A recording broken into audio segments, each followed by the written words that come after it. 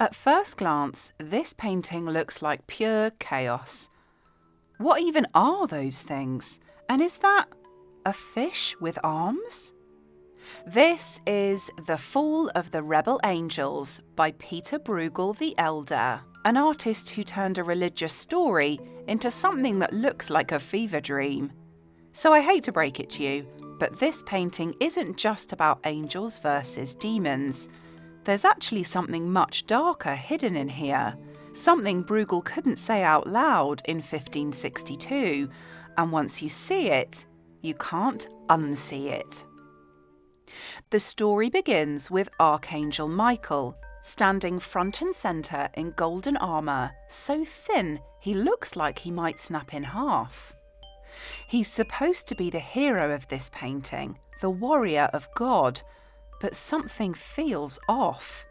Why is he barely paying attention to the dragon he's standing on? And why do all these falling creatures look less like demons and more like, well, we'll get to that, because this painting is absolutely teeming with monsters.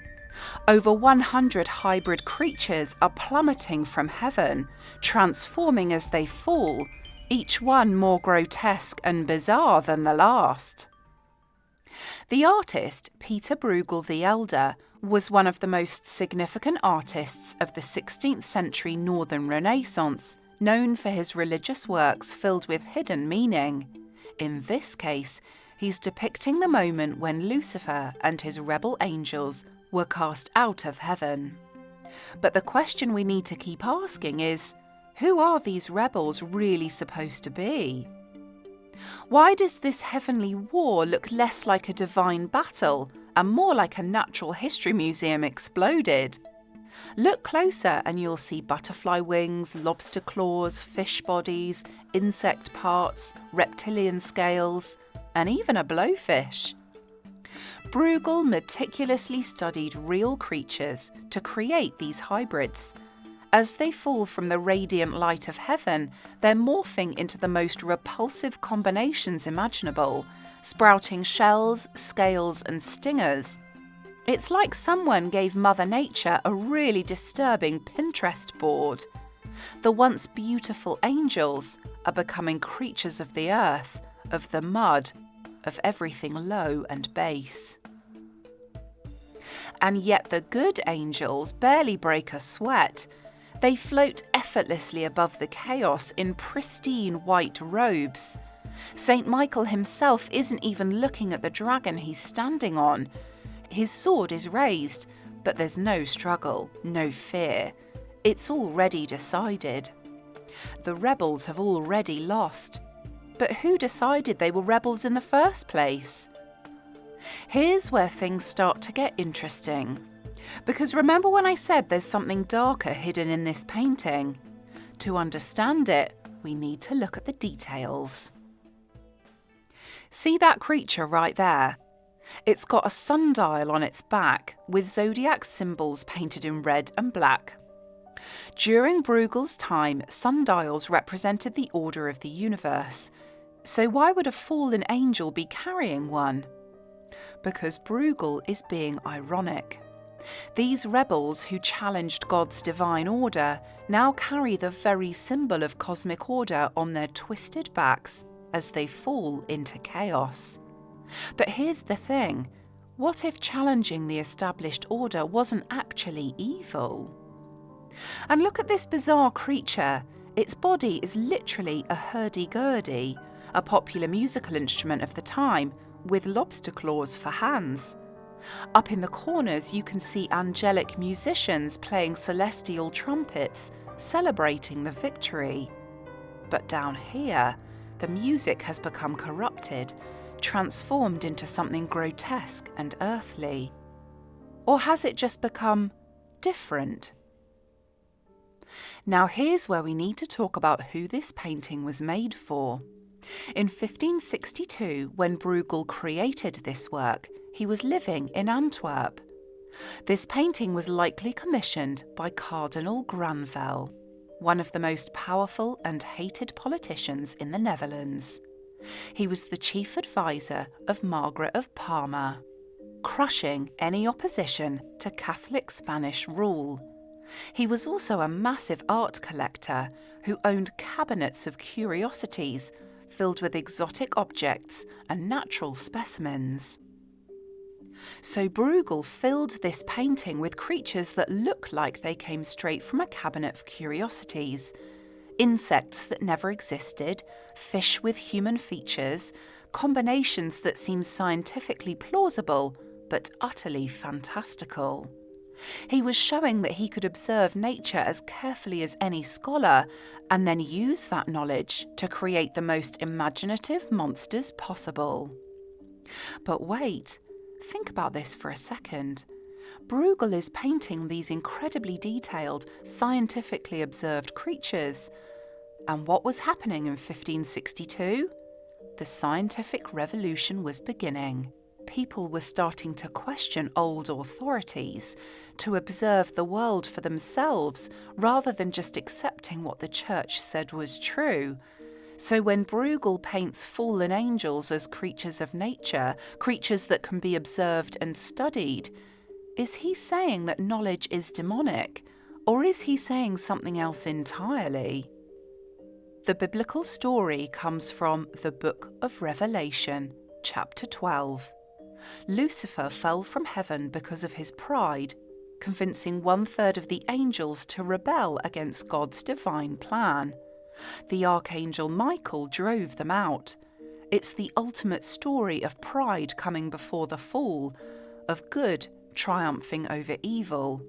That's the official story anyway. But in 1562, this story had a much more immediate meaning.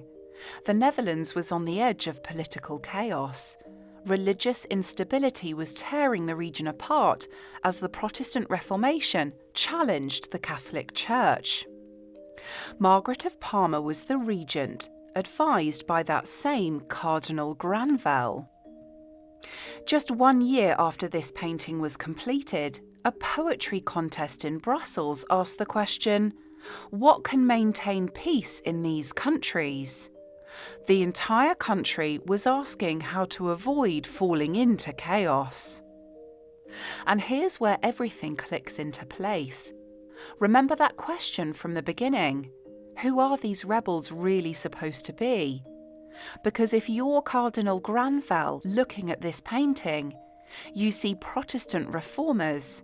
You see people who challenged the authority of the Catholic Church, who questioned the established divine order.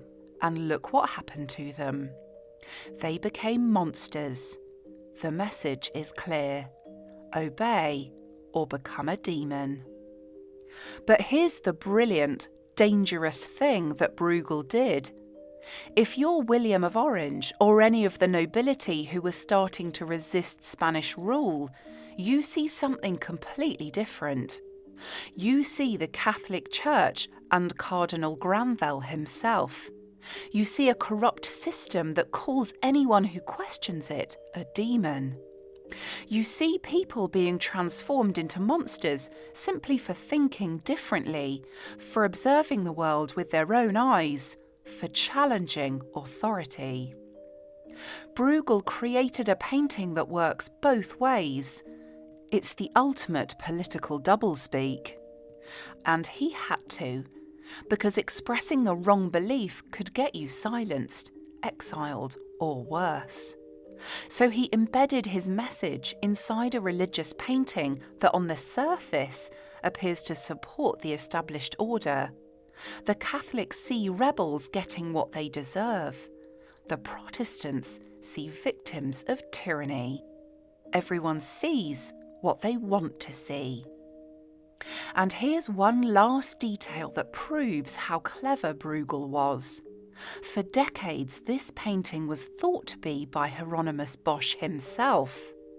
When the Royal Museums of Fine Arts in Brussels acquired it in 1846, they genuinely believed Bosch had painted it. It wasn't until 1900 that someone found Bruegel's signature hidden under the frame. He had perfectly disguised his work, hidden his identity, and protected himself. just like he'd hidden his real message in plain sight. So what looked at first just like another religious painting of angels fighting demons is actually a masterpiece of political survival. Bruegel created a painting that could satisfy a powerful collector, demonstrate his knowledge of art history and natural history, appear to support Catholic authority, while simultaneously offering a scathing critique of that same authority to anyone with eyes to see it.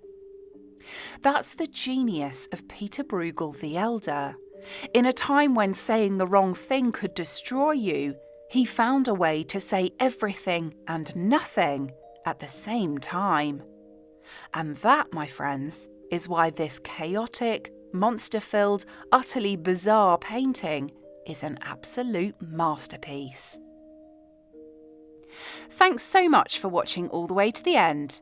If you loved uncovering the hidden secrets in this painting, you're going to want to check out the next one. And as always, I'll be reading your thoughts in the comments.